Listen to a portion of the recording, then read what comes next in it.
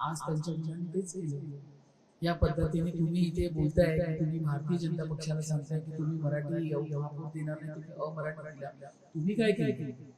पहिल्यांदा तुम्ही तुमच्या पायाखाली काय शिस्त तिथं बघा. या ठिकाणी तुम्ही म्हणजे खरंच खूप वाईट वाटत असेल त्यांच्या आत्म्याला बाळासाहेबांच्या की या पद्धतीने त्यांनी मुस्लिम महापौर त्या ठिकाणी दिल्या, त्यांना अतिशय वाईट वाटत असेल. तर हे त्यांनी खूप चुकीचं केलं मला असं वाटतं. उद्धवजींनी आपलं हिंदुत्व जपायला पाहिजे होतं. आहेत का तुमच्याकडे कार्यकर्ते, द्या ना त्यांना संधी. तर अशा पद्धतीने पण त्यांना आता अधिकार राहिलेला नाही हे बोलण्याचा की तुम्ही मराठी देताय अमराठी देताय. तुम्ही तुमचं सगळं जे बोललेलं आहे तुम्ही सगळं दिलं हे केलेलं आहे, पण आम्ही मात्र आमच्या हिंदुत्वाला जागी आलो. मुंबईच्या महापौर ऋतू तावडे आपल्या सोबत आहेत. तर ऋतूजी, इतर 3 वर्षानंतर प्रथम नागरिक मुंबईला मिळाला आहे. खरं तर जितकं मोठं पद तितकीच मोठी जबाबदारी. तुमच्यावर ही जबाबदारी घेतली आहे. काय प्रायोरिटीज असेल तुमच्यासाठी? कशा पद्धतीचं कामकाज असेल?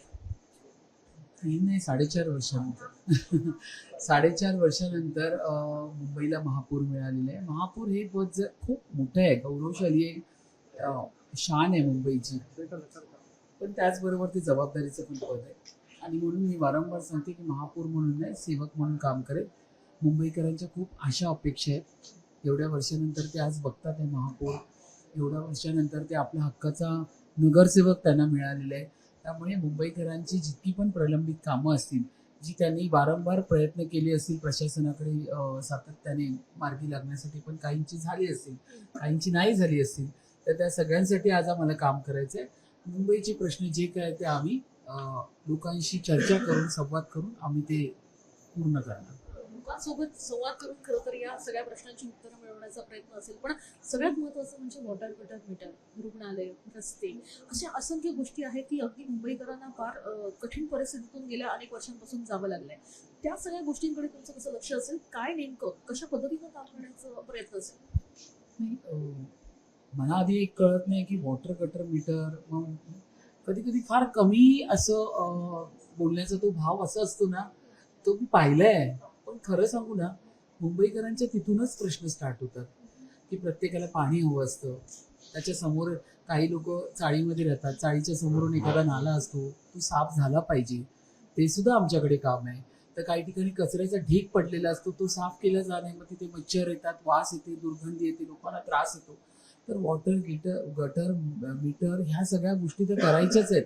आणि ते तर आमचं प्राथमिकता आहे. हे मुंबईकरांचे सिव्हिक इश्यू आहेत आणि मुंबईकर हे सगळं करण्यासाठी नगरसेवकांकडेच येतात की बाबा आमचं पाणी तुंबलेलं आहे, या ठिकाणी कचराच पडलेला आहे, या ठिकाणी साफसफाईच होत नाही आहे. तर हे सगळे विषय आम्हाला घ्यायचेच आहेत, फार प्रायोरिटी बेसवरती घ्यायचं आहे.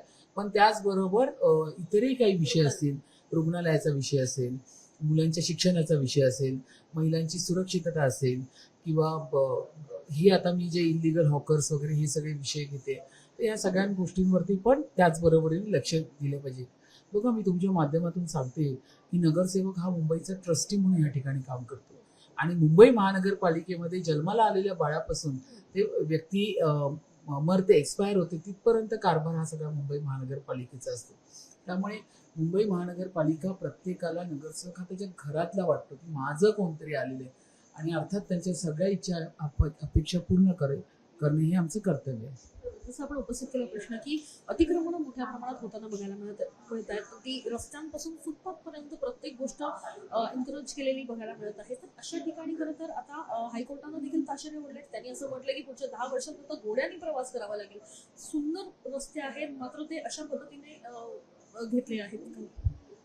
मुंबई ही देशाची सर्वात मोठी आर्थिक राजधानी आहे आणि या ठिकाणी फॉरेनर्स पण येतात, हेरिटेज वास्तू आहेत. मुंबईकडे बघण्याचा दृष्टिकोन सगळ्यांचा वेगळा आहे. वेगवेगळ्या देशातली लोक या ठिकाणी बघायला येतात की मुंबई कशी सुंदर आहे. आणि जेव्हा ते येणार आणि त्यांना जर दिसणार अरे ह्या ठिकाणी तर कुठेही फुटपाथवरती हॉकर्स बसलेले, कुठेही काही विकू शकतो, कोणी येतो सहज तिथे ठेले लावतात, तर हे किती घाणेरडं दृश्य जातं आणि हा किती घाणेरडा मेसेज, एक चुकीचा मेसेज मुंबईतून बाहेर चाललेला आहे. तर हे बरोबर आहे, ताशेरे ओढले बरोबर ओढलेले आहेत. कारण फुटपाथ तुम्ही अशा पद्धतीने एन्क्रोच करणार, इलिगल सगळ्या गोष्टी त्या ठिकाणी ठेवणार, तर मग हे दिसायलाही एक तर सुंदर दिसत नाहीये. आणि तुम्ही मूळ मुंबईकरांचा फुटपाथही खाऊन बसलाय. मग त्यासाठी हे सगळं मोकळं करणं आणि आपल्या मुंबईकरांना फुटपाथ पण मिळणं आणि जे मुंबईचं सौंदर्य आहे ते टिकवणं हे तर झालंच पाहिजे. त्यामुळे अगदी बरोबर आहे, हे सर्व झालंच पाहिजे. जर हायकोर्टाने ताशेरे ओढले असतील तर ते अगदी बरोबर आहे. जसं तुम्ही म्हणालात की एन्करेज मोठ्या प्रमाणात झालेलं बघायला मिळत आहे. खरं तर शहर सुंदर आहे, पण अशा पद्धतीनं अतिक्रमण केल्यामुळे कुठेतरी त्या शहराला डाग लागला जातोय. तर या सगळ्या गोष्टींवर एक नियमावली करणं अपेक्षित वाटतं का, आणि कशा पद्धतीनं या संदर्भात असेल? नाही, करावीच लागणार. मी आत्ताच काही लोकांशी बोलत होते की लोकप्रतिनिधी आणि प्रशासन या दोघांचा ताळमेळ चांगला राहिला पाहिजे. लोकप्रतिनिधी जेव्हा तळमळून एखादी गोष्ट बोलतो की माझ्या इथे हे काम करा, तर तो त्या लोकांसाठी बोलत असतो आणि त्यावेळी प्रशासनाच्या अधिकाऱ्याने ते ऐकलं पाहिजे. म्हणजे ह्या दोघांची जी सांगड आहे ही अगदी व्यवस्थित असली पाहिजे. तर त्यामुळे अशा पद्धतीने कामं सगळी क्रमप्राप्त आहेत आणि त्या ठिकाणी ही केली पाहिजे. मला जर विचाराल तर मी माझ्या वचननाम्यामध्ये आमचे हे सगळे, कारण आम्ही संकल्प मुंबईचा आवाज भाजपचा संकल्प कार्यक्रम मध्ये 2 लाख आम्ही सजेशन्स घेतले आणि मुंबईकरांच्या मनातली मुंबई, मुंबईकरांच्या स्वप्नातली मुंबई, असे सगळे आम्ही त्या ठिकाणी मुंबईकरांचे सजेशन घेऊन आम्ही वचननामा केलेला आहे. आणि त्या वचननामाच्या माध्यमातून मी एक आता टप्प्याटप्प्याने मी ही कामं करणार आहे.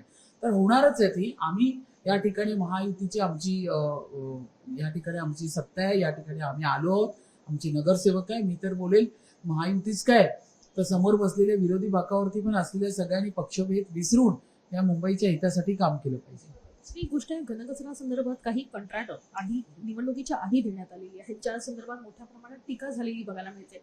या संदर्भात काय नेमकं पाऊल उचलणार आहात? हां, ह्याची मला माहिती घ्यावी लागेल. मला मगाचपासून ह्याविषयी 2-4 प्रश्न विचारले गेले. मी ह्याची पूर्ण माहिती घेणार. मी फक्त एवढंच सांगू इच्छिते तुमच्या माध्यमातून माझ्या मुंबईकरांना, झालंच तर ओला कचरा, सुका कचरा वेगळा करा. 2 डस्टबिन ठेवा घरामध्ये. सुका कचरा वेगळा असू दे, ओला कचरा वेगळा असू दे. आपला कचरा त्या ठिकाणी प्रोसेस करताना आपल्याला इझी जाईल. आणि त्याच्यानंतर ह्याच्यावरती जे व्यवस्थापन बसलेले आहे घनकचऱ्याचं, की कुणाला कॉन्ट्रॅक्ट दिले, काय दिले, कशा पद्धतीने दिले. आता मला मगाशी कळालं की 1000 टनच्या मागे काहीतरी 2000 रुपये लावलेले. असे सगळे विषय जे मला आता कळतात आहे, त्याविषयी मी संपूर्ण माहिती घेऊन तुमच्याशी बोलू. तुमच्या समोर खरं तर एक महत्वाचा टास्क हाही असणार आहे की एकीकडे मुंबईकरांना फेस करायचं आहे, दुसरीकडे ज्या पद्धतीनं असे काही संशयास्पद कंत्राट असतात त्याच्याकडेही लक्ष द्यायचं आहे. नाही, माझी प्राथमिकता एकच राहील, ती म्हणजे मुंबईकरांना भेटणं, मुंबईकरांशी संवाद करणं, मुंबईकरांना काय हवं काय नको. कारण बघा कसं आहे, आपण ह्या AC केबिनमध्ये बसून नाही काम करू शकत. आणि आम्ही तर नगरसेवक आहोत. शेवटी मी पण एक नगरसेवकची महापौर झालेली आहे. फील्ड वर्कशिवाय ह्या पर्याय नाहीये. नगरसेवकांना गल्ली गुच्छामध्ये, रस्त्यामध्ये, कान्यामध्ये, कोपऱ्यामध्ये, चाळीमध्ये सगळ्या ठिकाणी फिरावं लागतं आणि सगळ्या ठिकाणी जाऊन लोकांचे जे काही सजेशन्स असतात ते आपल्याला घ्यावे लागतात. लोक फार हुशार आणि तज्ज्ञ आहेत. ते आपल्याला तिथेच सांगतात की मॅडम तुम्ही ते आपल्याला प्रॉब्लेम पण सांगतात आणि त्याच्यावरचं रेमेडीज पण सांगतात की मॅडम यहाँ पे जो खड्डा है ना, लेकिन ये ऐसे हो सकता है कवर. म्हणजे इतके आपले मुंबईकर हुशार आहेत आणि एवढे सपोर्ट करायला उभे आहेत. तर बरं आहे ना. मला असं वाटतं सगळ्या नगरसेवकांनी आणि नगरसेवक लागलेच आहेत कामाला. तर मी तेच बोलते की मला पण इथून कधी मी निघते आणि मी कधी माझ्या फील्डवरती काम करते, कारण माझाही पिंड तोच आहे. मला हे असं बसून जमतच नाही. त्यामुळे सगळ्यांनी फील्डवर उतरून काम केलं पाहिजे, मुंबईकरांशी संवाद केला पाहिजे. तुम्ही टास्क देणार आहात का आपल्या नगरसेवकांना, किंवा तशा सूचना करणार आहात का? कारण गटनेत्यांची बैठक तर आपण बोलवतो आहे, तर तशा काही सूचना असतील, कारण सगळ्यांनी एकत्रित येऊन काम केलं पाहिजे अशी तुमची अपेक्षा आहे. त्यामुळे सगळ्या गटनेत्यांना तशा सूचना देणार की फील्डवर उतरून योग्य ती खबरदारी घ्या, नगरसेवकांनी फील्डवर उतरून योग्य त्या टास्क जो आहे तो नोट आउट करून पुढच्या महासभेला त्या संदर्भात चर्चा करणार? कसं आहे, ह्या ठिकाणी एकतर आलेला प्रत्येक नगरसेवक जवळपास 40,000, 50,000, 60,000 लोकसंख्येमधून निवडून आलेले आहे. त्यांनी काम केले म्हणूनच लोकांनी त्याला मतदान केलेलं आहे. तर त्या नगरसेवकांना पूर्ण जाणीव आहे त्यांच्या कामाची. आणि हे नगरसेवक रस्त्यावरती उतरून मेहनत करून आलेले नगरसेवक आहेत. त्यामुळे अर्थात हे पण नगरसेवक आणि ज्यांची सीट हरली असेल तेही, म्हणजे तेही काय कमी नाही आहे, तेही काय थोड्याफार मार्जिनने जर गेले असतील. त्यामुळे सगळेच ह्या ठिकाणी मेहनत करणारे कार्यकर्ते, ज्यांना तिकीट मिळाले आणि काम केलेले आहे, हे सगळेच कार्यकर्ते आम्ही ग्रासरूटचे आहोत. आम्ही लोकांमधलेच आहोत आणि लोक फार हुशार आहेत, सुज्ञ आहेत. पहिल्यासारखं राजकारण राहिलेलं नाही आहे. पूर्वीच्या वेळी असं असायचं की चला आपल्याला ह्याला द्यायचंच आहे, असं नाही. लोक आता काम बघतात. आता मी स्वतः गुजराती बहुल विभागातून जिंकून आली आहे, मराठी महिला. ह्याच्यावरती पण त्या लोकांनी खूप चर्चा केली होती पण त्या लोकांनी मला भरभरून मतं दिली, कारण मी काम करणारी महिला आहे. त्यांना माहिती आहे ऋतुताई काम करणे वाले, कभी भी बुलाएगी आएगी, इथे बघणार आमचे विषय. त्याच्यामुळेच तर मला मुंबईमध्ये 3rd हायेस्ट त्या ठिकाणी मला लीड मिळालेली आहे. 16,165ची माझी लीड आहे फक्त. तर त्यामुळे लोक खूप सुज्ञ आहेत, हुशार आहेत, यंगस्टर खूप प्रभावित आहे. सगळ्यांच्या हातात मोबाईल आहे. तुम्ही काय काम करता एका क्षणामध्ये त्या मोबाईलच्या माध्यमातून कळतंय. त्यामुळे आपण डिजिटल युगामध्ये राहतोय. त्या ठिकाणी जो काम करेल तोच करेल. प्रश्न विचारते, मराठी शाळांचा मुद्दा खरं तर ऐरणीवर आहे. अनेक ठिकाणी मराठी शाळा बंद होत असल्याचं देखील ऐकायला मिळतं आहे. यासाठी मुंबई महानगरपालिका कसं का? नाही, आता कसं आहे, मराठी प्रश्नच नाही, आपली मातृभाषा आहे, आपल्याला अभिमान आहे मराठी असण्याचा. आणि आमच्या पक्षाने म्हटलं होतं, भारतीय जनता पक्षाने, की मराठीच महापौर देणार. देवाभाऊनी म्हटलं होतं आणि त्या पद्धतीने मी मराठीच महापौर या ठिकाणी बसलेली आहे. पण शिक्षणाच्या बाबतीत जर आपण बघायला गेलं तर ही काळाची गरज आहे प्रत्येक पालकांना, आणि ही काळाची खरोखर गरज आहे, कारण मुलांना नोकऱ्या वगैरे लागत असताना इंग्लिश हा विषय असतोच त्या ठिकाणी. तर खूप असं मी सांगणार नाही की आमच्या शाळा सगळ्यात चालू आहेत.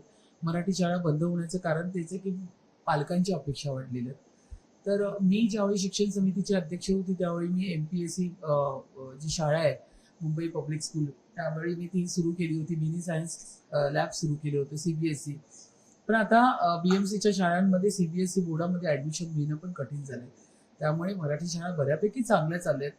पण काही ठिकाणी जर त्या इमारती म्हणजे शाळेत जर विद्यार्थीच नसेल तर आम्ही शाळा कशी चालवणार. तर त्याच्यावरती आता आमचा विचार चालू आहे की ज्या शाळा बंद पडल्या आहेत त्या आता पुढे काय करायच्या, त्या ठिकाणी कशा पद्धतीने धोरणं आखायची, तर त्यावरती आता चर्चा विनिमय होणार. आणि आम्ही मुंबईतल्या ज्या पालकांची जी इच्छा आहे ती पूर्ण करण्याचा पूर्ण प्रयत्न करणार. प्रश्न असा आहे की परभणीमध्ये मुस्लिम उमेदवाराला, मुस्लिम नगरसेवकाला खरं तर महापौर पद UBTने दिलं आहे.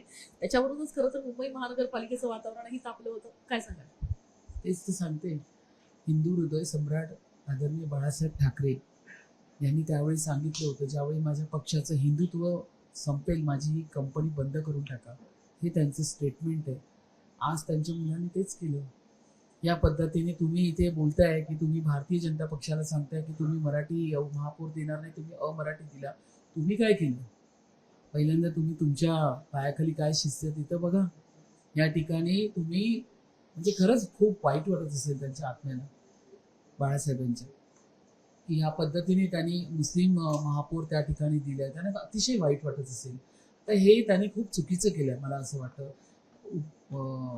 उद्धवजींनी आपलं हिंदुत्व जपायला पाहिजे होतं. आहेत ना तुमच्याकडे कार्यकर्ते, द्या ना त्यांना संधी. तर अशा पद्धतीने पण त्यांना आता अधिकार राहिलेला नाहीये हे बोलण्याचा की तुम्ही मराठीत येताय, अमराठीत येताय. तुम्ही तुमचं सगळं जे बोललेलं आहे ते तुम्ही सगळं धुळीला हे केलेलं आहे. पण आम्ही मात्र आमच्या हिंदुत्वाला जागलेलो आहोत. महाराष्ट्रातील सर्व बातम्यांचे विश्वासार्ह व्यासपीठ, सकाळच्या सर्व सोशल मीडिया प्लॅटफॉर्मला लाईक, फॉलो आणि सबस्क्राईब करा. तसंच सर्व नोटिफिकेशनसाठी बेल आयकॉन प्रेस करायला विसरू नका.